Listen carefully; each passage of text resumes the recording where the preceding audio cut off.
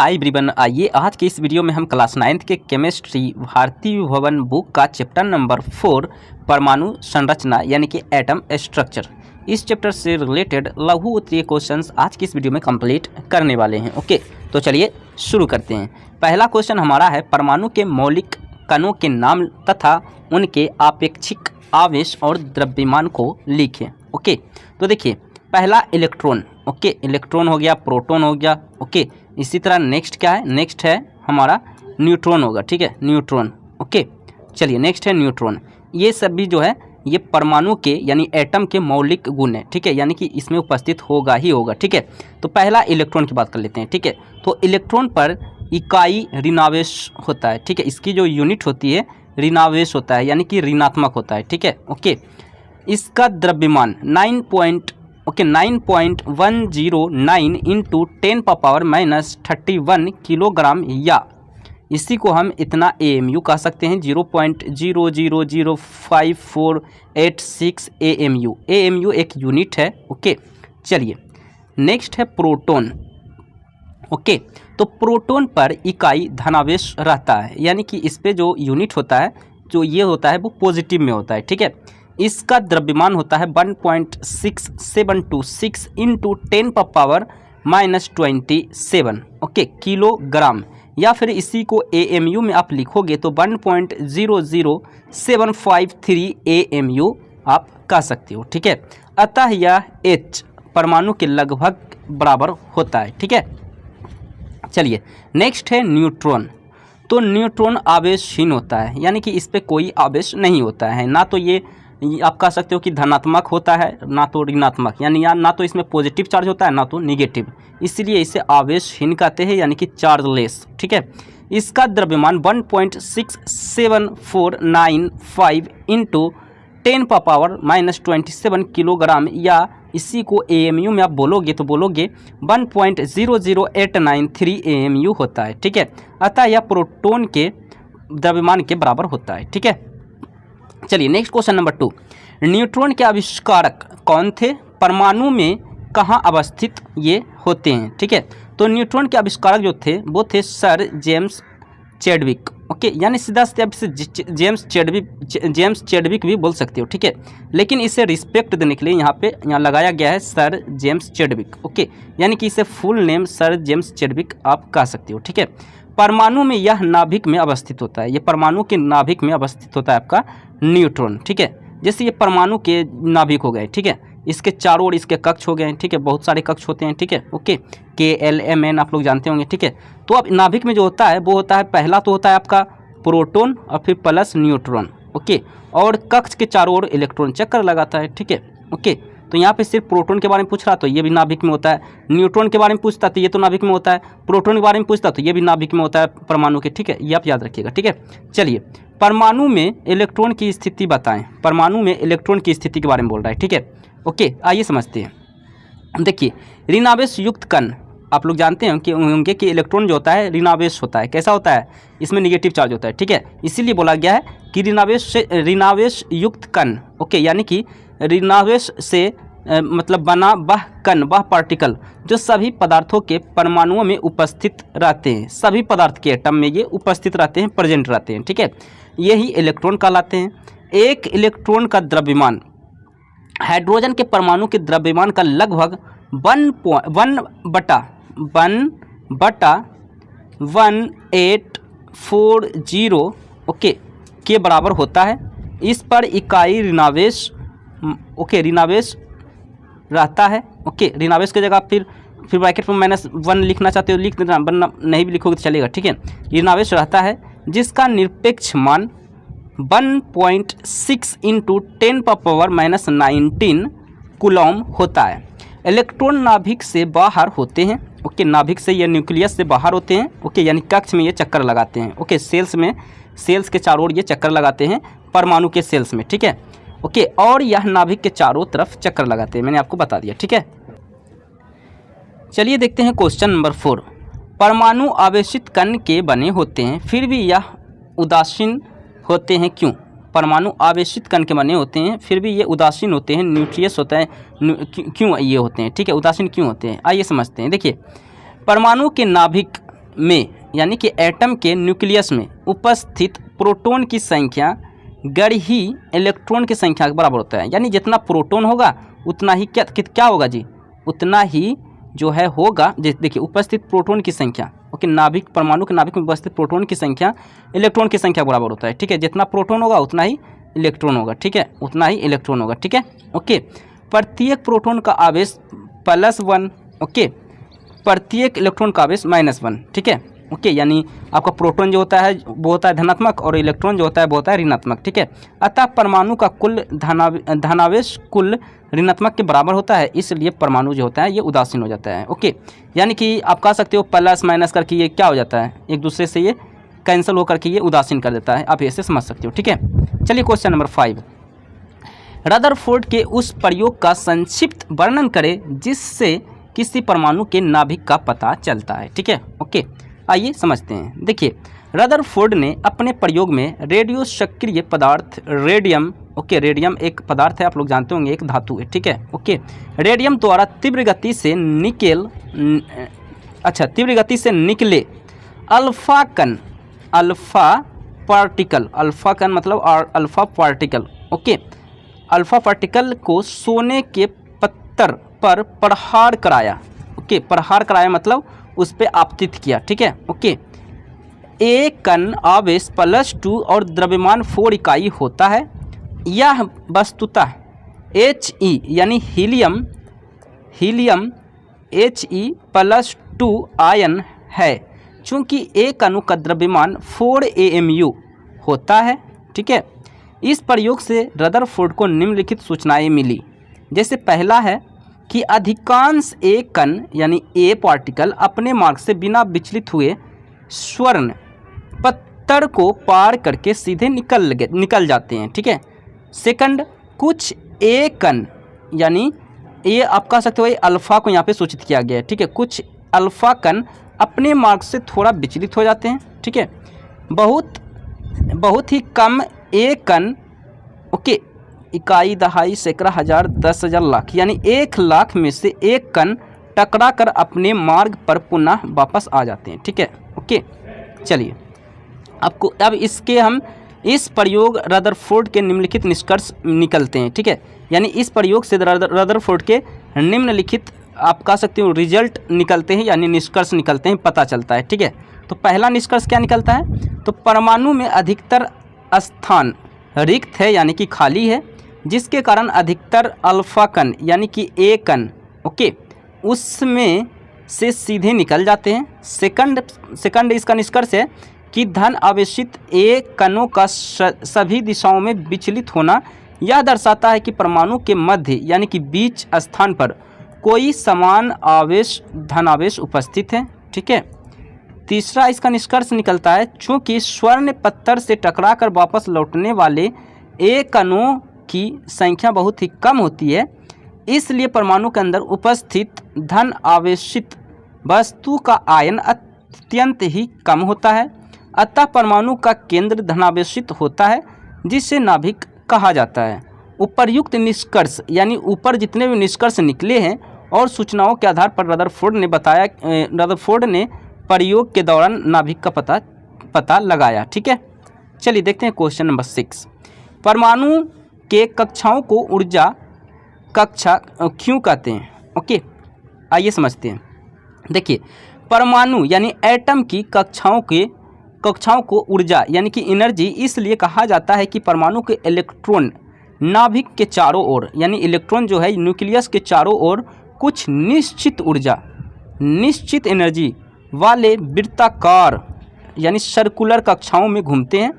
साथ ही इलेक्ट्रॉन किसी निश्चित कक्षा में रहकर नाभिक के चारों ओर चक्कर लगाते हैं, तो उनकी ऊर्जा मंत्री ह्रास नहीं होता। ओके, उनकी जो ऊर्जा होती है ह्रास नहीं होती है। ठीक है, और वह चारों तरफ घूमकर ऊर्जा सेल का निर्माण करते हैं। ठीक है, चलिए नेक्स्ट है समस्थानिक। क्या है, एक होता है संभारिक, दूसरा होता है समस्थानिक। इसे बोलते हैं आइसोटोप्स इंग्लिश में।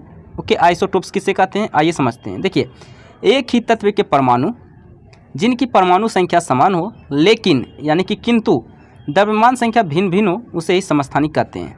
तत्वों के समस्थानिकों की परमाणु संख्या समान होने के कारण यह है कि उनके नाभिकों में प्रोटॉन की संख्या समान होती है, किंतु न्यूट्रॉन की संख्या भिन्न होने के कारण उनकी द्रव्यमान संख्या भिन्न भिन्न होती है। ठीक है, चलिए संभारिक यानी आइसोबार।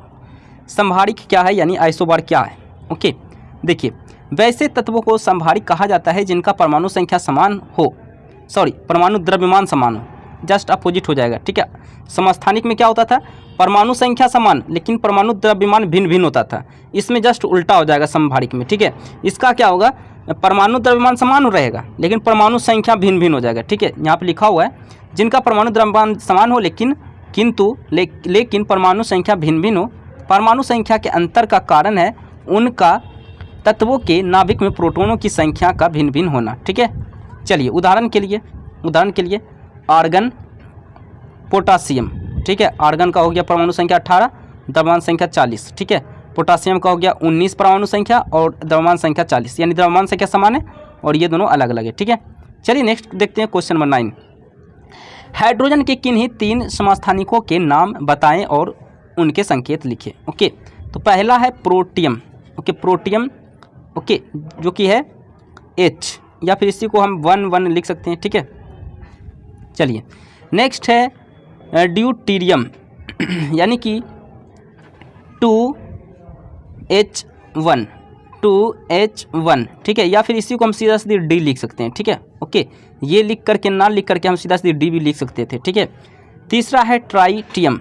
ओके, इसको हम 3H1 लिख सकते हैं या फिर सीधा सीधे हम इसे T लिख सकते हैं। ठीक है, ओके, या फिर इसे आप ऐसे भी लिख सकते हो। ठीक है, ओके, अभी जो मैंने ये बताया है आप ये लिखो।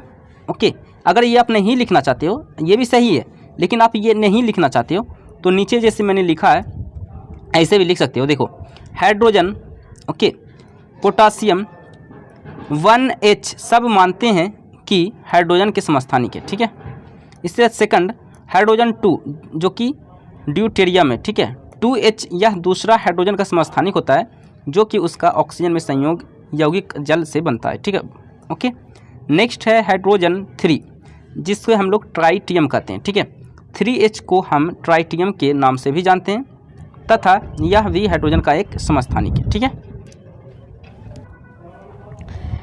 चलिए देखते हैं क्वेश्चन नंबर 10।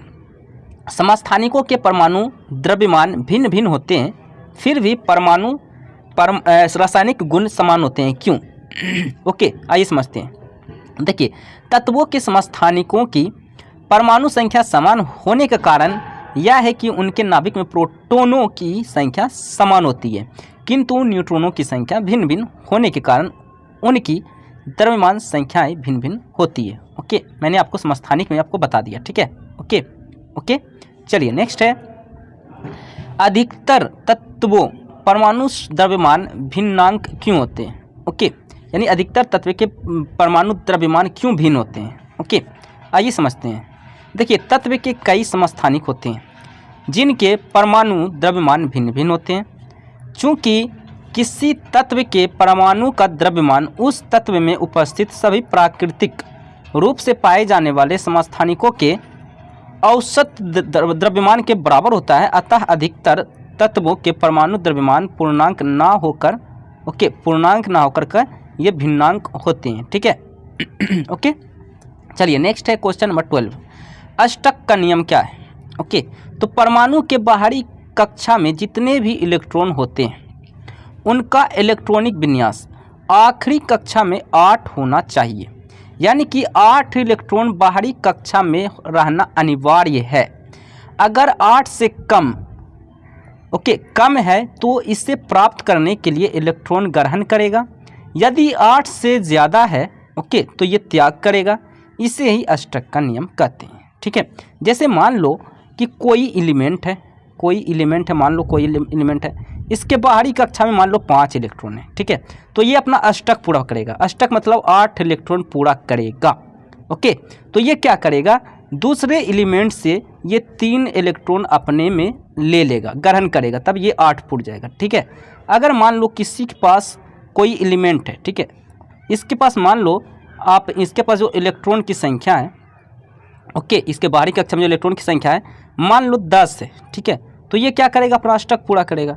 तो ये क्या करेगा, 2 जो है त्याग कर देगा, ठीक है। वो ग्रहण क्या था, ये 2 त्याग कर देगा, ठीक है, तब ये 8 हो जाएगा, ठीक है। तो इस तरह ये अष्टक नियम होता है, ठीक है। चलिए नेक्स्ट देखते हैं आयन क्या है। ओके, आयन क्या है और ये कितने प्रकार के होते हैं, ठीक है। देखिए, विद्युत आवेश से युक्त परमाणु या परमाणुओं के समूह को आयन कहते हैं। आयन 2 प्रकार के होते हैं, पहला धनायन, दूसरा ऋणायन, ठीक है।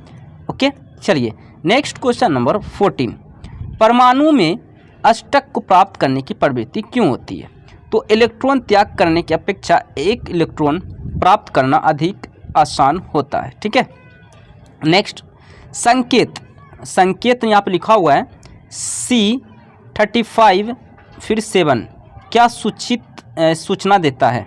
ओके, तो क्लोरीन का द्रव्यमान संख्या 35 होता है, हम लोग जानते हैं, ओके, तथा परमाणु संख्या 17 होता है, ठीक है। ओके, यहाँ पे कुछ मिस्टेक हुआ है यहाँ पे, ओके, सॉरी उसके लिए।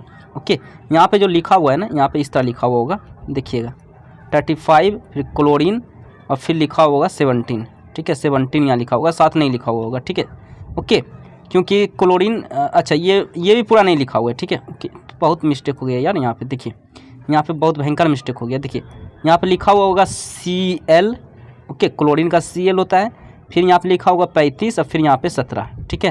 ओके, ये हो गया परमाणु संख्या 17 और द्रव्यमान संख्या 35, ये क्लोरीन का होता है, ठीक है। तो ये बहुत बड़ा मिस्टेक हो गया, यहाँ पे आप अच्छे से ध्यान रखिएगा, ठीक है। ओके, चलिए देखते हैं नेक्स्ट क्वेश्चन नंबर 16। ओके, संकेत 12C6 एंड 14C6 से क्या सूचनाएं मिलती हैं? ओके, देखिए ये हो गया आपका परमाणु संख्या और ये 12 द्रव्यमान संख्या, ये 14 हो गया आपका परमाणु द्रव्यमान संख्या और ये 6 जो हो गया ये परमाणु संख्या, ठीक है। देखिए 12C6 इसका द्रव्यमान संख्या 12 है तथा परमाणु संख्या 6 है। ओके, अब यहाँ पर देखिए 14C6 यानी कि 14C6 इसका द्रव्यमान संख्या क्या है जी?